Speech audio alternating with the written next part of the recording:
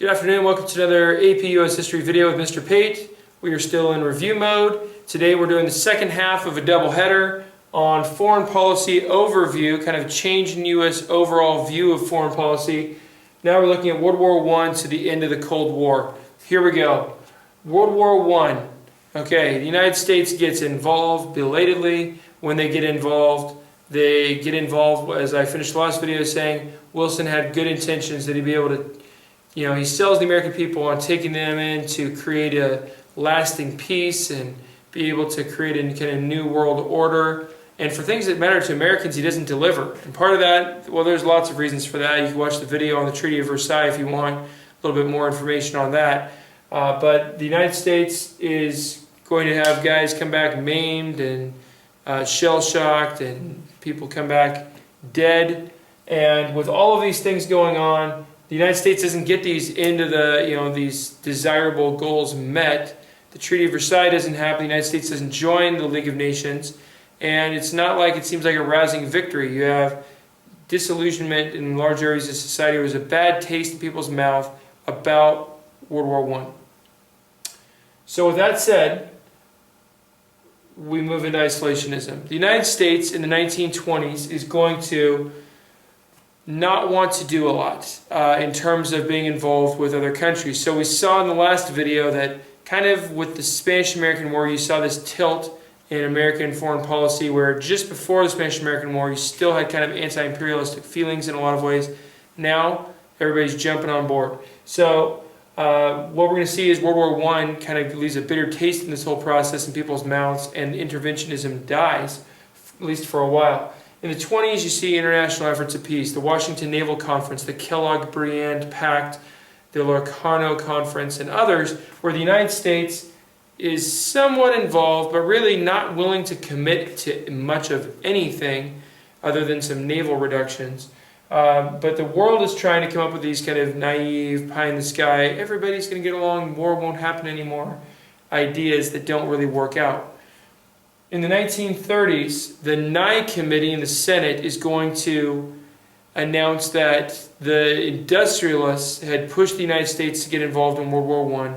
And when this happened, of course, they're going to say, well, it led to us getting involved, and think of all these bad things that ended up happening. Our boys went and died for blood money, basically. This strongly influences the United States. You see this committee, even as World War II is looming, and Nazi Germany and Imperial Japan are being very aggressive in what they do. The America First Committee come up, a strong isolationistic tint in American foreign policy. Even with the Panay incident, when Japan attacks and bombs Standard Oil tankers and U.S. Navy ship and kills Americans, when FDR comes out and criticizes this action, he is ripped by the American media and people, and they're saying, don't get us involved in a war here. This is not okay. So what you see is the neutrality acts are very strong deterrent to U.S. involvement, which slowly FDR is going to be able to break down as events worsen. He is going to erode neutrality in the late 1930s as Japan invades China and then other countries in Southeast Asia, as Germany is going to invade Poland and then eventually invade Western Europe. He's going to get cash and carry as a neutrality amendment, which allows countries at war to still buy things as long as they come and get them. He does the destroyer deal with Britain, and then eventually Lend-Lease. And with all of these things, he's taking steps to amend neutrality, slowly move the United States toward war, eventually even going to a peacetime draft and building a major Navy and Air Force before the United States gets involved, when it's obvious they will have to. World War II goes on, and it changes everything in a very permanent way. Unlike Spanish-American War, which kind of tipped things over to an interventionist posture for almost 20 years. Really, you're going to see World War II as a permanent shift. The United States as the country that, to take nothing away from our allies in World War II, but clearly the war would have been lost had the United States not jumped in with its unbelievable industrial abilities that are going to eclipse all of the Axis efforts multiple times over.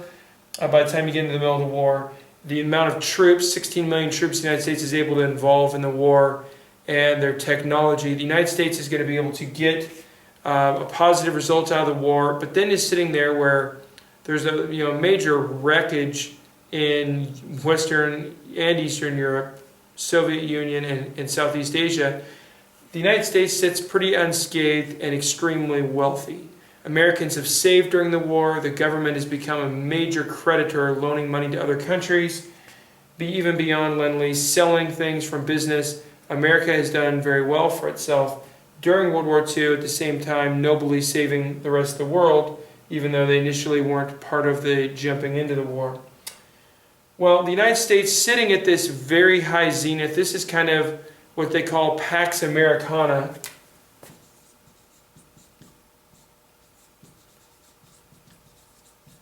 And Pax Americana is kind of this golden age. Some people say it's over by 1970. Others would say we're still kind of in it. But if we say it lasts really only until, the depths of Vietnam, that's fine. The economy starts to crash. Once those things happen in 73 and Vietnam is falling apart, you could say it's over. That'd be fair to say. And then the United States, instead of being the dominant power in the world, would be kind of one of the two dominant powers in the world. But this period of Pax Americana, the United States is going to basically get to set up what it wants diplomatically and economically to kind of set up a new world order. So what Wilson had hoped to do, the United States now has total position to do. Because the United States is owed so much money by all of the winning sides and is shouldering the responsibility largely for rebuilding the losing sides, the United States can kind of set up the economic system it wants, which is the Bretton Woods system. And the Bretton Woods system is essentially an open trade system. Today, that includes the World Bank, IMF, and the WTO. At earlier times, it was called GATT, General Agreements on Tariffs and Trade, trying to have stability, trying to stop economies from crashing, to prevent future wars. It is a system that, if we're honest, it has been very beneficial to the United States in terms of opening markets, but of course, open free trade leading to more globalization has also cost American jobs in the long run, even though America stayed profitable. But the Bretton Woods Conference sets up this system to avoid trade wars and help countries in desperate need so that future Nazi Germanys would not develop, hopefully. So that's the Bretton Woods system. Then Great Britain and other European countries partner in that, and it's, the World Bank and IMF, of course, are in the WTO recognized almost universally around the world today. Other interventionist steps the United States takes. The United States helps, along with Great Britain and Soviet Union initially, and then of course France, China, and others. They set up United Nations, an improved version of the League of Nations, trying to essentially set up a permanent kind of opportunity for peace, way to avoid war, to diplomatically talk out problems that we still have today. It's settled in New York, and the United States has been integrally involved ever since then. So it's a huge departure from isolationism where the United States rejects the League of Nations. Israel. The United States, after World War II, more so than even Britain, who had helped them before, the United States is kind of going to become a protector and a key ally of Israel. And again, this is something the United States never did before. But the new circumstances coming out of the Holocaust, etc., the United States is going to be willing to do this. So these are three ways the United States, without even considering the Cold War measures, the United States is dramatically, permanently involved. Instead of not getting involved in the London Economic Conference, not really helping out with efforts to keep peace in Europe, stopping the dictators before the United States had checked out and was isolationistic. Now the United States is at the forefront of these things and has been ever since. Cold War interventions, that's going to be covered in another review video when I look at the Cold War from a macro scale. But you can think of alliances, NATO, MEDO, CEDO, okay? You could think of the financing through the Marshall Plan, Truman Doctrine, Eisenhower Doctrine, in the Vietnam War, in the Korean War. You could think of fighting, supplying insurgencies in certain areas, certainly Korean War, Vietnam War, supplying people all over the place who are resisting communism, fighting communism, kind of culminating at the end with Afghanistan and the Mujahideen. And fighting has been something. So in all of these areas, and again, we'll talk about it in more detail in another review video, the United States bears much of the burden and responsibility for stopping the spread of communism during the 45 years of the Cold War.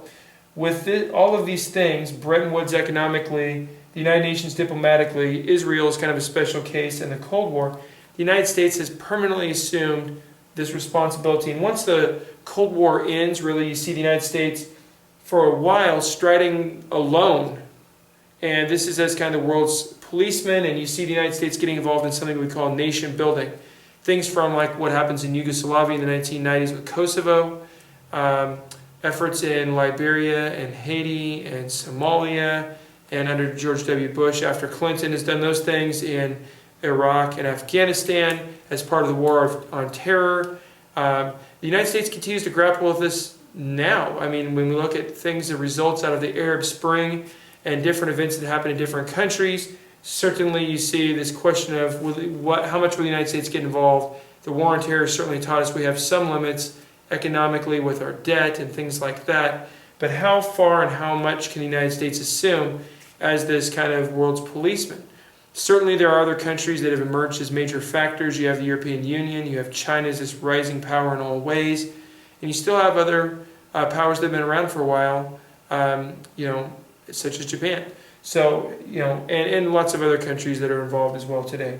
It's definitely gotten more complex into current times. But you can definitely see as a review that from World War I on to World War II, you have a strongly isolationistic sentiment in the United States and political stance, diplomatic stance. But after World War II, it's manifested itself as an interventionist country at the forefront of world affairs in many, many ways. We see this today with our carrier naval battle groups stationed all around the world permanently, and bases the United States has in South Korea, Japan, Germany, and many other countries, and involvement in many countries as well.